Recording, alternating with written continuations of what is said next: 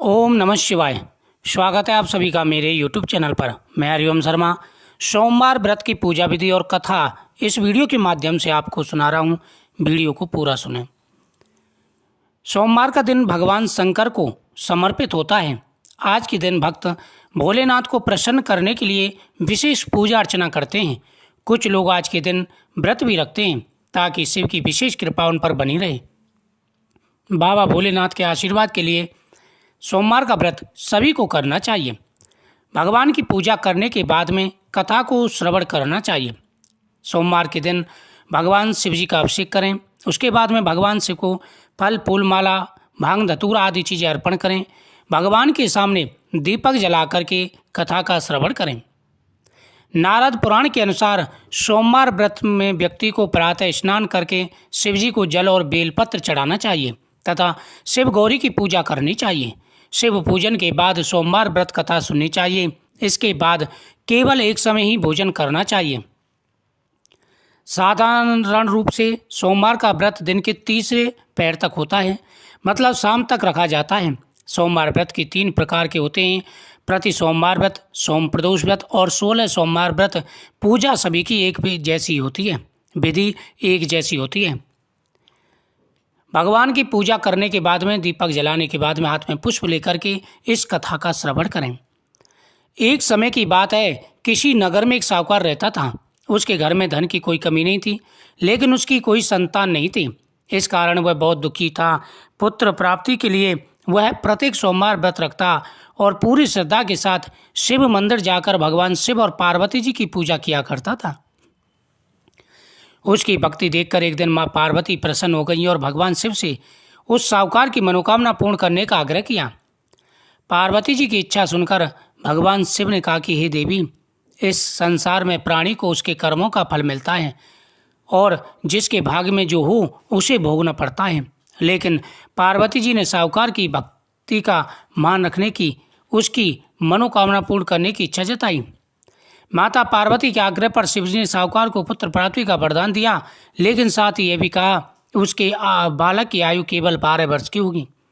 माता पार्वती और भगवान शिव की बातचीत को साहूकार सुन रहा था। उसे ना तो इस बात की खुशी हुई और ना ही दुख हुआ। वह पहले की भांति शिवजी की पूजा करता रहा।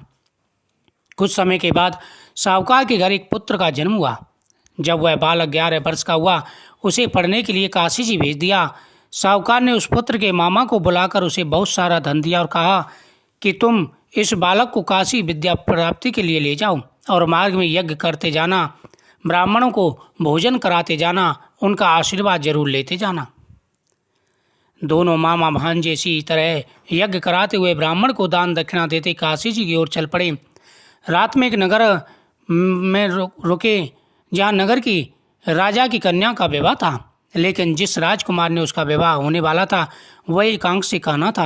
राजकुमार के पिता ने अपने पुत्र के कान्हा होने की बात को छुपाने के लिए एक चाल चली। साहूकार के पुत्र को उस देखकर उसके मन में एक विचार आया। उसने सोचा क्यों ना इस लड़की को दूल्हा बनाकर राजकुमारी से विवाह करा दूं।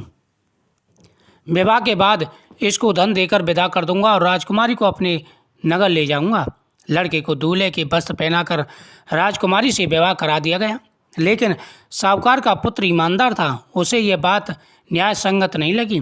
उसने अवसर पाकर राजकुमारी की चुन्नी के पल्ले पर रख दिया, तुम्हारा विवाह तो मेरे साथ हुआ है, लेकिन जिस राजकुमार के संग तुझे भेजा जाएगा वह एकांक्षी कान्हा है। मैं काशी जी पढ़ने जा रहा हूँ।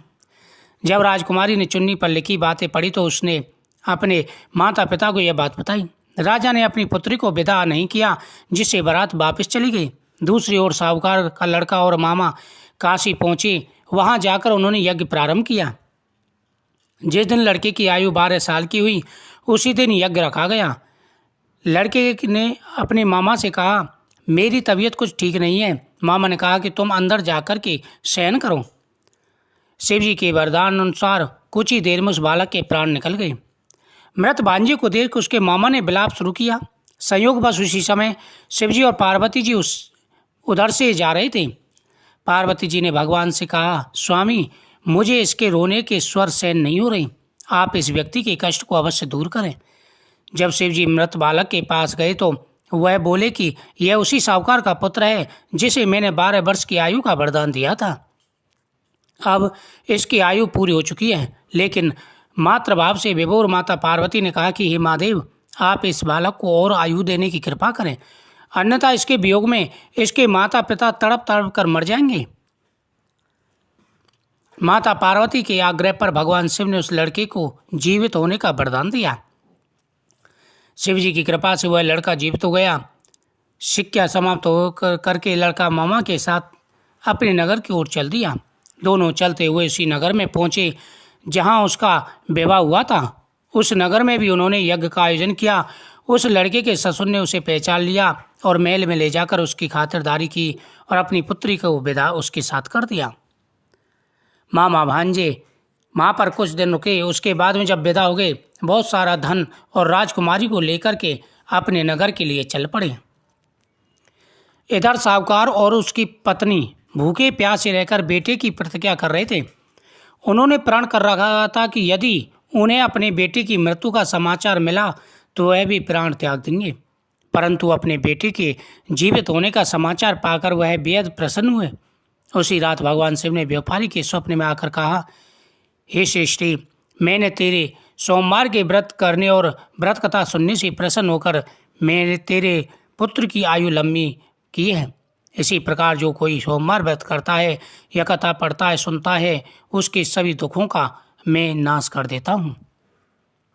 जो व्यक्ति पूरे नियम के साथ में भगवान की पूजा करते हैं, पूजा करने के बाद में भगवान की कथा का श्रवण करते हैं, उनके सभी मनोरथ पूरे हो जाते हैं। लेकिन कुछ बातों का ध्यान रखना चाहिए। जब आप कथा कर रहे हों तो उस समय आपको संकल्प जरूर करना चाहिए। जिस कार्य के लिए आप पूजा कर रहे हैं, जिस कार्य के लिए आप भगवान की आराधना कर रहे हैं, वह आपको जरूर बोलना चाहिए। भगवान के सामने हाथ में जल लेकर के संकल्प करें कि हे महादेव, हे भोलेनाथ, हे शंकर, हम इस कार्य के लिए यह पूजा अर्चना कर रहे हैं, आप हमारे इस कष्ट को दूर करें। शरीर में कोई बीमारी है, पैसा नहीं रुक पा रहा है, घर में अशांति है, किसी भी प्रकार की कोई परेशानी है, उसी प्रकार से संकल्प करके यह व्रत प्रारंभ कर दीजिए। आपकी सारी मनोकामनाएं भोलेनाथ की कृपा से अवश्य ही पूरी होंगी। इस दिन जब आप कथा सुन लें, उसके बाद में भगवान को नैवेद्य अर्पण करें, फिर आप एक समय भोजन करें। सोमवार के व्रत में 2 प्रकार के भोजन होते हैं, एक नमकीन होता है, एक मीठा भोजन होता है। लेकिन शास्त्रों के हिसाब से मीठे भोजन का महत्व बहुत ज़्यादा होता है।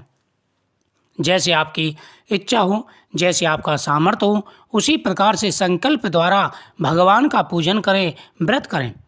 इस कथा के श्रवण करने से सभी प्रकार के मनोरथ पूरे हो जाते हैं। भोलेनाथ प्रसन्न होकर के अपने भक्तों की सभी मनोकामनाएं पूरी करते हैं। मुझे उम्मीद है आपको ये कथा बहुत ही सुंदर लगी होगी। इस वीडियो को ज़्यादा से ज़्यादा शेयर करें, चैनल को सब्सक्राइब करें, बगल में बेल आइकन बटन को दबाएं हर वीडियो का नोटिफिकेशन पाने के लिए। साथ ही कमेंट में ओम नमः शिवाय जरूर लिखें। भोलेनाथ आपकी हर मनोकामना पूरी करेंगे।